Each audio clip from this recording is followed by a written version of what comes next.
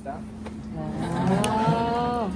My name is Oren, and I'm the logistical coordinator of the Philippines media delegation, and we hosting this panel for understanding better your job here, like explaining more about what you find here in Israel, how you get treated, everything.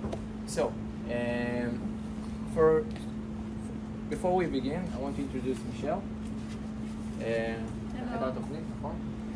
No, I'm in charge of the international affairs in Agrostudies. I'm in contact with all of our countries. Besides the Philippines, we are working with different countries in Asia, Cambodia, Vietnam, Bhutan, and we have a lot of countries in Africa. So I'm in charge of all the relations with all the centers, with all the universities. Great, thank you. So this is how it's going to work. When you want to ask questions, please ask in English so everyone can understand. And when you want to reply, you can reply or in English or in Filipino. Whatever you feel comfortable. Exactly. And if you want to answer something back, so just translate that for the social media and that we can use the materials, and then that's it.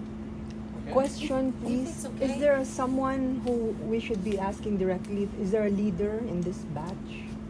Well, No. she's It's getting. but she's maybe shy, but you can feel free with She whoever doesn't you look would shy. Okay, thank you, Michelle. I think I will start just to explaining you a little bit about us. We're a lot to explain, but I will make it short. Okay. So basically, the students are coming here for an internship, hands-on internship in agriculture. They are coming after they already completed theoretical studies in the Philippines, whether it's with their university or with the college in the province or with like TESDA certificate. And we are cooperating with different centers in the Philippines, and we're bringing the students here to have an internship and hands-on internship in the farm. This internship is up to 11 months. They are doing it together with theoretical studies and with a syllabus here on campus. And throughout the year, they're also doing very important projects. They're doing research projects on the farm. They're presenting it at class. Next week, we have an entrepreneur projects that they are presenting with investors that are coming to see their projects that they build in the Philippines. And they have different protocols they do, whether it's horticultural or animal science. We have 2 wings, by the way. Each one is going by the internship they're doing. And after they're completing, on the 3rd of September, they will have the graduation. They're receiving the diplomas, and they come back to the Philippines. Most of them are going to be instructors, and to continue and to do the projects that they done here. They also get to see Israel. They also live all in the cities, so they travel. They are part of the community here. There is a very big and supporting Filipino community in Israel that they are part of. So they go to Jerusalem with Agrostudies. They're going to the Dead Sea. They're also going to the Galil Sea, maybe? Yes. So they're traveling and they see and they meet friends, and they get friends not only with the Philippines but with different countries as well. So it's all over, like very all-together program that they get from all of the worlds. They get all the experience they want and they need to get. What is your full name? My name? Okay. Michelle Malichim. Michelle, Malichim. Michelle, the end goal of them going back to the Philippines is that they'll be instructors, not implementers of their training here? Both. It's very depends on what they're doing and where they're coming from. A lot of our students are also coming as instructors already to get more knowledge, and a lot of them coming as instructors and going back as implementers and building their own farms, their own projects, and it really depends on it. Some of them are doing both. How So many are they from the Philippines? this year we have 700. Oh. I think every year the embassy is sending at least Yes, 700 yes. students. Every year we're growing and hoping to continue growing, but every year we're growing. We have a total of how many Filipinos have undergone this course over the years? If we say 700 in the past 20 years, this is the numbers. Uh-huh. 20 years Wow. already. Mm-hmm. And every year 700. Yes, Wow. that's All of us more or less. This is scholarship or do they pay? there is a program fee, but they're doing it throughout the training here, throughout the internship. Michelle, can you walk us through, once they go back there, for those of them implementing the skills they've learned here, will they implement them in their respective provinces or something? And how will the embassy there continue to assist them to make sure that what they've learned they really implement to help us, our economy as well? So first of all, we also have a graduate community. Okay, they will know it soon because they already, I signed them up for that, but they will know it in the next week.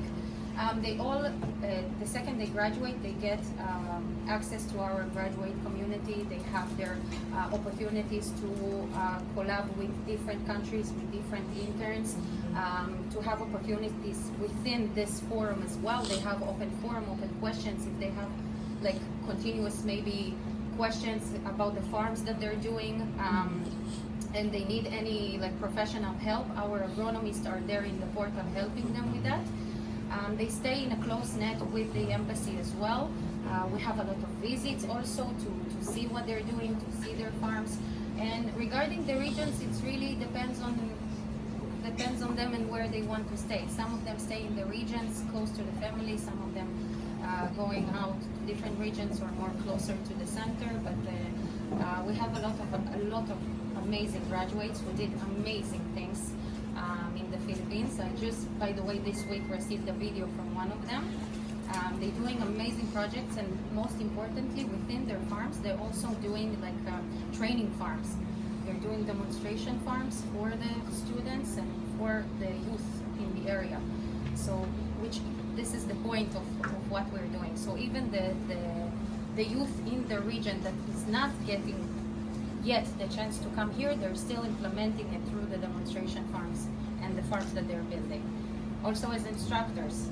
Yeah, I have a question. With regard to the methodology of their class, what is the combination? Theory, practical? Then how certain are we that the technology that we have here in Israel will be implemented in the Philippines? That's a good question. So they have like if we're looking at a week, there are 5 days a week at the farm, hands-on training, okay, doing the practical training, and 1 time a week they have their studies in campus to implement this with a curriculum of theoretical studies. But mainly because they did already theoretical studies, the will is to give them the opportunity to see and to feel the technology here. There is a technology difference, we all are aware of that, but they also study, correct me if I'm wrong, they also study the other way to do things, okay? Yes, I know that not in every province they have full access to everything or dripping system or something, but they will be able to learn how to take a pipe and to understand how you need to do that. I hope that one day one of them go big and bring the technology there, and we're doing everything we can for that, but we're also giving the tools for them to be able to create that. Yeah. A follow-up question. You mentioned about the TESDA. I'd like to know how effective that TESDA is. Is that a pre-qualifier? And what, based on your evaluation, does our TESDA provide the sufficient knowledge that they need in order to advance in this kind of Yes, learning? they're coming with a lot of knowledge, all of them. They know what to do, and they are coming to the farms and becoming the main, like the main thing in the farm. Like they know what to do. They're also how do I say that? They're getting used to what they're doing on the farm very fast because they know they have the knowledge. A lot of them also have the hands-on knowledge that they just need to add to that. But yes, they come with a lot of knowledge. Thank you so much. How long will they be here? And while studying, can they work as part-time job? Yeah. Their training on the farm is paid.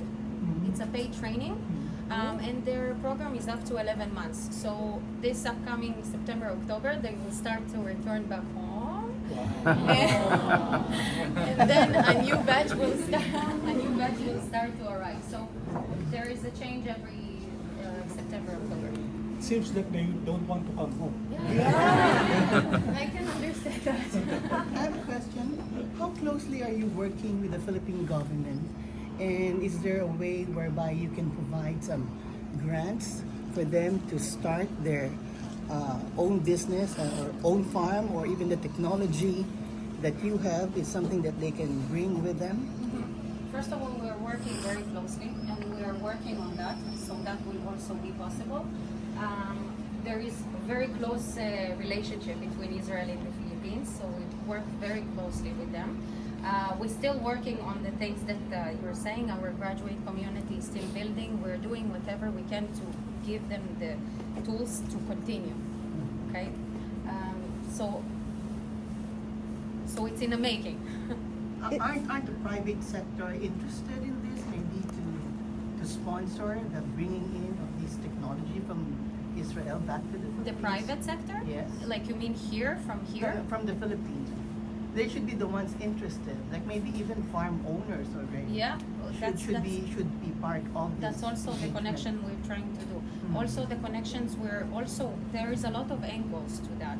And also the connections we're trying to do is also through the graduates, because they're really getting involved into the communities and they're bringing this knowledge back. So we try from all the angles as much as possible to build and promote that every time. But they really, really, really do amazing things. I can also send you like photos of the farms that they're building. It's amazing. In your trainings, is it also included that you remind them of the intensity of their role in the Philippines? Because we have scarcity of resources, we import a lot of agricultural products. Is it embedded to them? That You can this ask is them. I think sometimes they're like, every time we speak about it, they're like,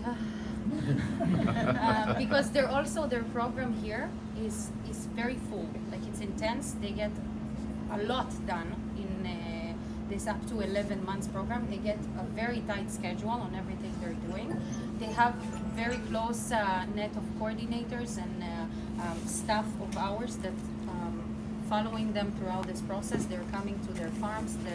Each student know their coordinators, so they follow up closely with them, and we constantly reminding them of the goal. Yes. Thank you so much. Okay, I have a question. You've been doing this for years. What do you like best about Filipino talent? About Filipino? Filipino talent. What are their traits, the Everything. unique traits about them that make them Everything. succeed? First of all, amazing people. Very, very determined. Very hardworking. Very stick to the goal, and especially the youth. Yeah. Totoo ba yun? Totoo ba yun? Yes. And I know, and this is why I'm in close contact with all of our graduates, because they will not be able to run away from me. They know that. I'm really in close contact with all of them while they're here, and also with all of them while they're there, because like we trust this process. Okay, we know they get far. Can you share one success story of a Filipino graduate here who already went back to the Philippines? Yeah, actually, I just said that last week I got a video from our graduate. He opened a very big maize farm, corn farm, that they participate in like a contest. Of course, if you want, I can share it with you. They participate in a contest. He also opened a demonstration farm. A lot of land that he bought on his own from the money he trained here with. And he's now took the youth from the village. They also with him in the demonstration farm, with him on that, and he's always growing.